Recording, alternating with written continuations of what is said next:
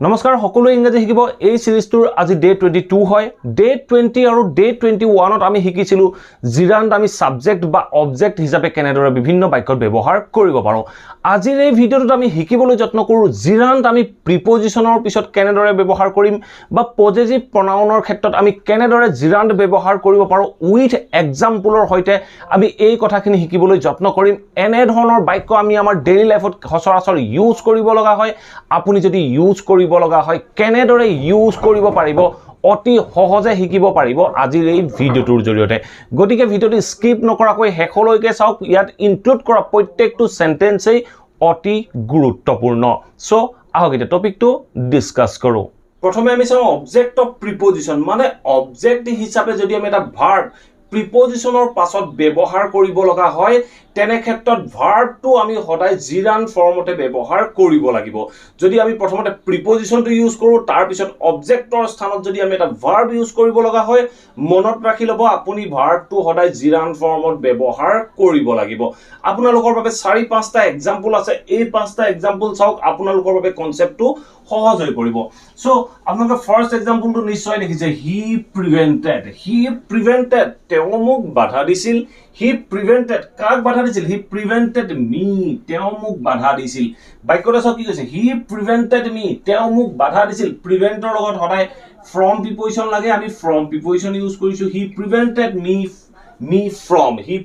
প্ৰিভেন্টেড me from তাৰ পিছত কি কৈছো from going to her home এই বাক্যটো চাওক কি বাধা দিছিল কিহৰ পৰা বাধা দিছিল তাইৰ ঘৰলৈ যোৱাৰ পৰা মোক বাধা দিছিল তাইৰ ঘৰলৈ যোৱাত মোক বাধা দিছিল গতিকে আমি কলো he prevented me from going to her home তাইৰ ঘৰলৈ যোৱাত মোক বাধা দিছিল গতিকে এইটো ফ্ৰম প্ৰিপজিশনৰ পিছত আমি এই go to as a object হিচাপে ব্যৱহাৰ কৰিছো তাইৰ ঘৰলৈ যোৱাত বাধা দিছিল তেতিয়া আমি গো টু কৰি দিলো গোইং এতিয়া আপোনালোকে হয়তো নিশ্চয় বুজিব পাৰিছে নে তেনে ধৰণে আমি বিভিন্ন বাক্য ক'ব পাৰো আমি ক'ব পাৰো যে He is good at teaching তেওঁ পঢ়ুৱাত ভাল এনে ধৰণে বিভিন্ন বাক্য আমি ক'ব পাৰো এটা চাওক নেক্সট বাক্যটো কি কৈছে চাওক you always তুমি সদায় বাক্যটো চাওক কি কৈছে you always aim তুমি সদায় তোমাৰ উদ্দেশ্য এটাই মানে you always aim তাৰ পিছত কি কৈছে aim at you always aim at aimৰ লগত সদায় at প্ৰিপজিশন লাগে সো আমি কৈছো যে you always aim at helping the poor people so বাক্যটো কি কৈছে you always aim তুমি সদায় এটাই লক্ষ্য এটাই তোমাৰ উদ্দেশ্য কি উদ্দেশ্য helping the poor people এই helping the poor people to hall object গতিকে আমি কৈছো you always aim at এটৰ পিছত এই এটৰ অবজেক্ট এইটো helping the poor people গতিকে আমি help the poor people বুলি নকৈ আমি কৈছো যে you always aim at helping the poor people এনে ধৰণে আমি জিৰানখিনি পজিশনৰ পিছত ব্যৱহাৰ কৰিব লগা হয় এজ এ অবজেক্ট হিচাপে নেক্সট বাক্যটো কি কৈছে she insisted on তাই জোৰ দিছিল insisted on কৈছো she insisted on buying a new dress so বাক্যটো চাওক কি কৈছে she insisted on তাই জোৰ দিছিল তাই কিহত জোৰ দিছিল buying a new dress এযোৰ নতুন কাপোৰ কিনাত তাই জোৰ দিছিল ঠিক তেনে ধৰণে আমি ক'ব পাৰো যে my mother helps me in cooking কৈছো my mother helps me in cooking মোৰ মায়ে মোক ৰন্ধাত সহায় কৰে বুলি কৈছো সো এনে ধৰণে আপোনালোকে বিভিন্ন বাক্য ক'ব পাৰে ইনৰ পিছত আমি কুকিং ইউজ কৰিলো ইয়াত অনৰ পিছত আমি জিৰান্ড ফৰ্ম ইউজ কৰিছো আমি কৈছো যে she insisted on buying a new dress ঠিক তেনে ধৰণে অলৰেডি কৈ আহিলো my mother helps me in cooking in studying so এনে ধৰণে আমি বিভিন্ন বাক্য ক'ব পাৰো ঠিক আছে নেক্সট বাক্যটো চাওক কি কৈছে I am thinking of এই বাক্যটো চাওক কি কৈছে I am thinking of মই ভাবি আছো কি ভাবি আছো I am thinking of মই ভাবি আছো কি ভাবি আছো অফৰ পিছত চাওক মই কি কৈছো meeting her তাইক লগ কৰাৰ বিষয়ে ভাবি আছো so I am thinking of এই thinking of or অবজেক্ট কোনটো তাইক লগ কৰাটো মোৰ অবজেক্ট সো মই কৈছো I am thinking of meeting her next week অহা সপ্তাহত তাইক লগ কৰাৰ কথা মই ভাবি আছো সো তেনেকুৱা ক্ষেত্ৰত কৈছো I am thinking of meeting her next week এনে ধৰণে সো আপোনালোকে নিশ্চয় দেখিছে প্ৰত্যেকটো ইয়াৰ যিমান কেটা বাক্য আছে প্ৰত্যেকটো বাক্যৰ যিটো প্ৰিপজিশন আছে প্ৰিপজিশনটোৰ পিছত আমি জিৰান্ড ফৰ্ম ইউজ কৰি আহিছো আমি কৈছো I am thinking of meeting her next week অহা সপ্তাহত তাইক লগ কৰাৰ কথা চিন্তা কৰি আছো তেনে ক্ষেত্ৰত আমি meeting her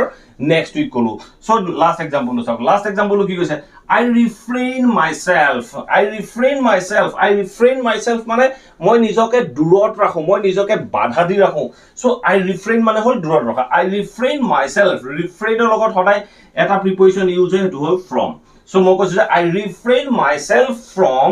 drinking alcohol বা consuming alcohol. আপোনালোকে যি কয়, আপোনালোকে drinking ক'ব পাৰে, consuming ক'ব পাৰে। So বাক্যটো কি কৈছে? I refrain myself from drinking alcohol. মই মদ খোৱাৰ পৰা নিজকে বিৰত ৰাখো, দূৰ কৰি ৰাখো। মদ খোৱাৰ পৰা, refrain from কৰ পৰা দূৰ কৰি ৰাখে? মদ খোৱাৰ পৰা। So এইটো drinking alcohol, এইটো হল অবজেক্ট। গতিকে আমি যেতিয়া প্ৰিপজিশনৰ পিছত অবজেক্ট এটা ব্যৱহাৰ কৰো বা ভাৰ্ব এটা আমি অবজেক্ট হিচাপে ব্যৱহাৰ কৰিব লগা হয়, তেতিয়া আমি সদায় ভাৰ্বটো জিৰান ফৰ্মত ব্যৱহাৰ কৰিব লাগিব। আপোনালোকেও এনে ধৰণে বিভিন্ন বাক্য বনাবলৈ যত্ন কৰক, সেই বাক্যবোৰ আপোনালোকে ক'বলৈ যত্ন কৰক, আপোনালোকৰ বাবেও এই কনসেপ্টখিনি সহজ হৈ পৰিব। এতিয়া চাও আমি প্ৰনাউনৰ পিছত কেনেদৰে জিৰান ফৰ্ম ব্যৱহাৰ কৰিব পাৰো। আমি যিবোৰ পজেটিভ প্ৰনাউন পাওঁ, এই পজেটিভ প্ৰনাউনবোৰৰ পিছত আমি যদি নাউন বা সাবজেক্ট হিচাপে বা অবজেক্ট হিচাপে এই ভাৰ্ববোৰ ব্যৱহাৰ কৰিব লগা হয়, তেনে ক্ষেত্ৰত এই পজেটিভ প্ৰনাউনবোৰৰ পিছত আমি ভাৰ্বটোৰ সদায় জিৰান ফৰ্ম ব্যৱহাৰ কৰিব লাগিব। আমি কেনেদৰে কৰিম, 2-4টা এক্সাম্পলৰ মাধ্যমেৰে বুজিবলৈ যত্ন কৰো। সো আপোনালোকৰ বাবে এক্সাম্পল কেইটা মই বোৰ্ডত প্ৰথমতে লিখি লওঁ, তাৰ পিছত মই আপোনালোকক বুজাই দিম। এতিয়া আমি বাক্যবোৰত পজেটিভ প্ৰনাউনৰ লগত কেনেদৰে জিৰান ফৰ্ম ব্যৱহাৰ কৰিম তাৰ বিষয়ে জানিবলৈ যাওঁতে আমি এটা এক্সাম্পলৰ মাধ্যমেৰে বুজিবলৈ যত্ন কৰো। সো আপোনালোকৰ বাবে এটা বাক্য আছে, বাক্যটো চাওক কি কৈছে? হি postponed, হি স্থগিত কৰিছিল, হি postponed their going to Simla, their going to Simla। এই বাক্যটো কি কৈছে? হি postponed, তেওঁ স্থগিত কৰিছিল। কি স্থগিত কৰিছিল? their going, সিহঁতৰ যোৱাটো কলৈ? to Simla, সিহঁতৰ চিমলালৈ যোৱাটো হি postpone কৰিছিল। এনেকুৱা ক্ষেত্ৰত আমি ক'ব লাগিব their going। এটা পজেটিভ প্ৰনাউন কি কি আছে? my আছে, your আছে, his আছে, her আছে, their আছে। সো এই পজেটিভ প্ৰনাউনবোৰ আমি কেনেদৰে ইউজ কৰো? ধৰক মই যদি এটা বাক্য কওঁ this is my book, so এই বাক্যটো আমি ক'ব পাৰো this is my book, this is my book, এইখন মোৰ কিতাপ, this is my book। So এটা চাওক, এই ইয়াত আমি মাইৰ পিছত এটা বুক, এটা নাউন ইউজ কৰিছো, নাউনটো অবজেক্ট হিচাপে ব্যৱহাৰ কৰিছো, this is my book। এই চাওক, এই বুকটোৰ স্থানত যদি আমি এটা ভাৰ্ব, জিৰান ভাৰ্ব ব্যৱহাৰ কৰিব লগা হয়, মই যদি কওঁ I like your ধৰক dress, I like your dress, মই তোমাৰ ড্ৰেছযোৰ ভাল পাওঁ। I like your dress, মই তোমাৰ ড্ৰেছযোৰ ভাল পাইছো। সো এই ড্ৰেছটো হ'ল এটা নাউন, এই নাউনটো আমি অবজেক্ট হিচাপে ব্যৱহাৰ কৰিছো, ইয়ৰটো হ'ল পজেটিভ প্ৰনাউন। সো এতিয়া চাওক, এই ড্ৰেছটোৰ ঠাইত যদি মই এটা ভাৰ্ব ইউজ কৰো, মই ধৰক মই যদি কওঁ মই তোমাৰ পঢ়ুৱাটো ভাল পাওঁ, মই তোমাৰ পঢ়ুৱাটো ভাল পাওঁ বুলি, ইয়াত চাওক মই your dress বুলি কোৱা নাই, মই তোমাৰ পঢ়ুৱাটো ভাল পাওঁ বুলি কওঁতে মই ক'ব লাগিব I like your teaching। So এনে ধৰণে আমি বাক্যখিনি ক'ব লাগিব, I like your teaching, মই তোমাৰ পঢ়ুৱাটো ভাল পাওঁ। সো এই বাক্যটোত আমি যেনে ধৰণে your teaching ক'লো, এনে ধৰণে বিভিন্ন বাক্যত আমি যিবোৰ পজেটিভ প্ৰনাউন আছে, পজেটিভ প্ৰনাউনৰ পিছত জিৰা ভাৰ্ব এটা ইউজ কৰিলে আমি জিৰান ফৰ্মত ব্যৱহাৰ কৰো। এই বাক্যটোৰ অৰ্থ হ'ল হি postponed, হি স্থগিত কৰিছিল, their going to Simla, সিহঁতৰ চিমলালৈ যোৱাটো হি postponed কৰিছিল। এটা চাওক নেক্সট এক্সাম্পলটো কি হৈছে? she objected মানে তাই অবজেকশন কৰিছিল। অবজেক্টেডৰ অসমীয়া অৰ্থটো আপোনালোকে নিশ্চয় বুজিব পাৰিছে। she objected, তাই অবজেকশন কৰিছিল। কি অবজেকশন কৰিছিল? to my helping। বাক্যটো চাওক কি কৈছে? she objected to my helping, তাই অবজেকশন কৰিছিল। কিহত অবজেকশন কৰিছিল? my helpingত, মোৰ সহায় কৰাখিনিত তাই অবজেকশন কৰিছিল। মই ইয়াত ক'ব পাৰো she objected to my writingও ক'ব পাৰো, মোৰ লিখাখিনিত অবজেকশন কৰিছিল, তেনে ধৰণেও ক'ব পাৰো। বা মই ক'ব পাৰো she objected to my bookও ক'ব পাৰো। to my book ক'লে মোৰ কিতাপখনত তাই অবজেক্ট কৰিছিল। তেনেকুৱা নহয়, মই কৈছো মোৰ কোনোবা এটা কামত তাই অবজেকশন কৰিছিল, তেতিয়া মই কৈছো she objected to my helping her brother। মানে বাক্যটো কি কৈছে? মই তাইৰ ভায়েকক সহায় কৰাটোক লৈ অবজেকশন কৰিছিল। মই তাইৰ ভায়েকক সহায় কৰাটোক লৈ অবজেকশন কৰিছিল বুলি কওঁতে কোনোবা এটা কামক আমি এজ এ অবজেক্ট হিচাপে দেখাইছো, তেতিয়া আমি এই যিটো কাম হয়, হেল্প হয়, এই হেল্পটো আমি হেল্পিং কৰি দেখালো। আৰু আমি ইয়াত ক'লো মাই হেল্পিং। আপুনি ইয়াত মি হেল্পিং ক'ব নোৱাৰে। সো মিটো কেতিয়াও পজেটিভ প্ৰনাউন নহয়। ঠিক আছে এতিয়া চাওক নেক্সট এক্সাম্পলটো কি কৈছে he doesn't like he পছন্দ নকৰে he ভাল নাপায় কি ভাল নাপায় my talking মোৰ কথা পতাটো ভাল নাপায় সো বাক্যটো চাওক কি কৈছে he doesn't like he পছন্দ নকৰে কি পছন্দ নকৰে মোৰ কথা পতাটো পছন্দ নকৰে তেতিয়া মই বাক্যটো কৈছো he doesn't like my talking কাৰ লগত কথা পতাটো to his sister so বাক্যটো চাওক কি কৈছে he doesn't like my talking to his sister মানে he বা তেখেতৰ ভনীয়েকৰ লগত মোৰ কথা পতাটো পছন্দ নকৰে তেনেকুৱা ক্ষেত্ৰত মই বাক্যটো কৈছো he doesn't like my talking to his sister এনে ধৰণে আপোনালোকে বাক্য বনাবলৈ যত্ন কৰক এতিয়া চাওক ইয়াত আমি পজিটিভ প্ৰনাউনৰ পিছত যেটো জিৰান ফৰ্ম ইউজ কৰিলো আমি অবজেক্টৰ স্থানত ব্যৱহাৰ কৰিলো আমি এতিয়া চাওক সাবজেক্টৰ স্থানত কেনে দৰে ব্যৱহাৰ কৰিব পাৰো সো এটা চাওক সাবজেক্টৰ স্থানৰ কাৰণে মই তিনটা সেন্টেন্স লৈছো সো ফাৰ্স্ট সেন্টেন্স চাওক কি কৈছে you're helping চাওক এটো পজিটিভ প্ৰনাউন your টো হল পজিটিভ প্ৰনাউনৰ লগত মই কলো helping your helping was good for the poor students so এতিয়া চাওক কি ক'লে your helping was good আছিল ভাল আছিল কাৰ কাৰণে ভাল আছিল for the poor students মানে এতিয়া বাক্যটো কি ক'লে your helping was তোমাৰ সহায়টো ভাল আছিল কি কাৰণে ভাল আছিল was good for the poor students দৰিদ্ৰ ল'ৰা-ছোৱালী সকলৰ বাবে তোমাৰ সহায়টো ভাল আছিল এনে ধৰণে ক'বলৈ যাতে আমি এই বাক্যটো কলো your helping was good for the poor students ঠিক আছে নেক্সট এক্সাম্পল চাওক নেক্সট এক্সাম্পল কি কৈছে he is leaving early তেওঁ সোনকালে গুছি যোৱাটো বাক্যটো কি কৈছে he is leaving early তেওঁৰ সোনকালে গুছি যোৱাটো his book বুলি আমি কোৱা নাই আমি ইয়াত কোনবা এটা অবজেক্টৰ স্থানত কোনো এটা হেৰি নাউন বা প্ৰনাউন ইউজ কৰা নাই আমি এটা ভাৰ্ব ইউজ কৰিছো মই যদি কওঁ his book was good এটো বেলেগ টাইপৰ হৈ গল গতিকে his bookৰ ঠাইত আমি যেনে ধৰণে হিজৰ পিছত book এটা নাউন ইউজ কৰিছিল ইয়াত আমি ভাৰ্ব ইউজ কৰিছো আমি কৈছো যে he is leaving he গুছি যোৱাটো he is leaving early he সোনকালে গুছি যোৱাটো কি আছিল was a good decision so বাক্যটো সব কি কৈছে তেওঁ সোনকালে গুছি যোৱাটো এটা ভাল সিদ্ধান্ত আছিল এনে ধৰণে আমি ব্যৱহাৰ কৰো ঠিক আছে লাষ্ট এক্সাম্পলটো চাওক লাষ্ট এক্সাম্পলটো কি কৈছে you're taking time এই বাক্যটো সব কি কৈছে you're taking time তুমি সময় লোৱাটো কি কৈছে you're taking time তুমি সময় লোৱাটো তাৰ পিছত কি কৈছে taking time to learn English ইংৰাজী শিকিবলৈ তুমি সময় লোৱাটো সো এনে ধৰণে আমি কওঁ নহয় ইংৰাজী শিকিবৰ কাৰণে তুমি সময় লোৱাটো এটা ভাল আইডিয়া সো হে বাক্যটো কৈছে you're taking time to learn English is a good idea so বাক্যটো সব কি কলো you're taking time to learn English ইংৰাজী শিকিবৰ কাৰণে তুমি সময় লোৱাটো is a good idea এটা ভাল আইডিয়া সো এনে ধৰণে আমি পজিটিভ প্ৰনাউনৰ পিছত যদি আমি এটা ভাৰ্ব ইউজ কৰিব লগা হয় আৰু সেই ভাৰ্বটো যদি আমি অবজেক্ট হিচাপে দেখুৱাব লগা হয় তেনেকুৱা ক্ষেত্ৰত সেই ভাৰ্বটো সদায় আমি জিৰান ফৰ্মতহে ব্যৱহাৰ কৰিব লাগিব এইখিনিলৈকে হয়তো আপোনালোকে নিশ্চয় বুজিব পাৰিলে এতিয়া আপোনালোকক কেইটামান ভাৰ্ব দিও যি কেইটা ভাৰ্বৰ পিছত আপোনালোকে কেৱল জিৰান ফৰ্মহে ব্যৱহাৰ কৰিব লাগিব এতিয়া আপোনালোকে বোৰ্ডত কেইটামান ভাৰ্ব দেখি আছে এই যিটা ভাৰ্ব দেখিছে এই ভাৰ্ব কেইটাৰ পিছত সদায় কেৱল এটা ভাৰ্বৰ জিৰান ফৰ্মহে ব্যৱহাৰ হ'ব এই ভাৰ্ব কেইটা অহাৰ পিছত যদি আপুনি অন্য এটা ভাৰ্ব ইউজ কৰিব লগা হয় তেতিয়া আপুনি সদায় বাক্যটো জিৰান ফৰ্মতে ব্যৱহাৰ কৰিব লাগিব আপোনালোকে যদি গুগলত সাৰ্চ কৰে এনে ধৰণৰ বিভিন্ন ভাৰ্ব পাব আপোনালোকে সাৰ্চ কৰিব verbs followed by gerund বুলি সাৰ্চ কৰাৰ লগে লগে আপোনালোকে এনে ধৰণৰ বিভিন্ন ভাৰ্ব দেখিবলৈ পাব আৰু সেই ভাৰ্বখিনি বিভিন্ন বাক্য বনাই আপোনালোকে প্ৰেক্টিস কৰিবলৈ যত্ন কৰিব সো আপোনালোকে প্ৰথম ভাৰ্বটো দেখিছে কি দেখিছে keep আছে keep মানে হল ৰখা সো মই যদি কওঁ তাই কন্দা কামটো কন্টিনিউ কৰিল তেতিয়া মই কি কম she kept on crying বা she kept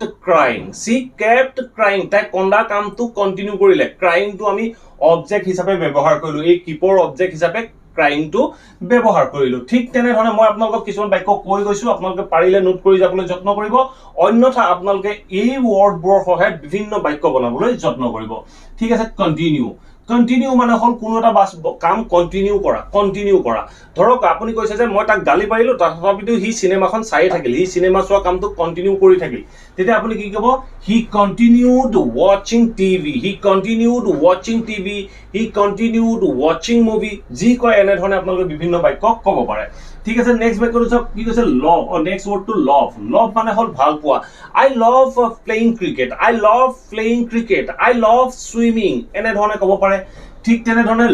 লাইক মানে হ'ল পছন্দ কৰা মই যদি কওঁ এটা বাক্য ক'ব পাৰোঁ যে she likes eating chocolate তাই চকলেট খাই ভাল পায় she likes cooking food তাই ভাত ৰান্ধি ভাল পায় এনেধৰণে আমি ক'ব পাৰোঁ ঠিক আছে নেক্সট ৱৰ্ডটো চাওক কি কৈছে এনজয় মানে হ'ল উপভোগ কৰা আপুনি ক'ব পাৰে যে I enjoy traveling so আপুনি এই বাক্যটো ক'ব নোৱাৰে যে I enjoy to travel ক'ব নোৱাৰে আপুনি ক'ব I enjoy traveling মই যাত্ৰা কৰি ভাল পাওঁ I enjoy watching movie মই সিনেমা চাই ভাল পাওঁ I enjoy reading book এনেধৰণে আপোনালোকে বিভিন্ন বাক্য ক'ব পাৰে ঠিক আছে নেক্সট ৱৰ্ডটো চাওক কি কৈছে মাইণ্ড মানে হ'ল মাইণ্ড কৰা আমি যে কওঁ মাইণ্ড নকৰিবা এই এনেকুৱা ক্ষেত্ৰত আমি মাইণ্ড ইউজ কৰোঁ মাইণ্ড ইউজ কৰাৰ পিছত আমি যদি এটা ভাৰ্ব ইউজ কৰিব লগা হয় তেনে ক্ষেত্ৰত আমি জিৰান ফৰ্ম ব্যৱহাৰ কৰোঁ ধৰক মই যদি আপোনাক কওঁ আপুনি যদি বেয়া নাপায় দৰজাখন খুলি দিব নেকি তেনেকুৱা ক্ষেত্ৰত মই কি ক'ম would you mind opening the door আপুনি দৰজাখন খুলি দিব নেকি আপুনি মোক পানী এগিলাছ আনি দিব নেকি would you mind giving me a glass of water would you mind closing the door বা would you mind closing the window এনেধৰণে আপোনালোকে ব্যৱহাৰ কৰিব পাৰে ঠিক আছে নেক্সট ৱৰ্ডটো চাওক নেক্সট ৱৰ্ডটো কি কৈছে স্টাৰ্ট মানে হ'ল আৰম্ভ কৰা স্টাৰ্টৰ পিছতো আমি এনেধৰণে ব্যৱহাৰ কৰিব লাগিব আমি ক'ব পাৰোঁ যে he started watching the movie he started playing there he started reading the book এনেধৰণে আমি ক'ব পাৰোঁ ঠিক তেনেধৰণে forget মানে হ'ল পাহৰি যোৱা so মই ক'ব পাৰোঁ যে I forget going there মই পাহৰি গলো মই তালৈ যোৱাটো পাহৰি গলো সো মই কৈছো যে I forgot going there ঠিক তেনেধৰণে নেক্সট ৱৰ্ডটো কি কৈছে save মানে হ'ল ৰক্ষা কৰা সো আপোনালোকে নিশ্চয় জানে save মানে হ'ল ৰক্ষা কৰা মই যদি কওঁ যে he saved the drowning girl মানে ডুব যোৱা ছোৱালীজনী সি উদ্ধাৰ কৰিছিল ঠিক তেনেধৰণে নেক্সট ৱৰ্ডটো কি কৈছে stop মানে হ'ল বন্ধ কৰা he stopped crying ঠিক তেনেধৰণে feel like মানে হ'ল মন যোৱা I feel like eating chocolate I feel like going to there এনেধৰণে আমি ক'ব পাৰোঁ fond of মানে হ'ল পছন্দ কৰা I fond of watching movie I fond of listening music I fond of playing cricket যি হয় আপোনালোকে ক'ব পাৰে ঠিক আছে ঠিক তেনেধৰণে tired of মানে হ'ল ভাগৰুৱা হোৱা I am tired of thinking about you I am tired of waiting for you I am tired of making you understand এনেধৰণে বিভিন্ন বাক্য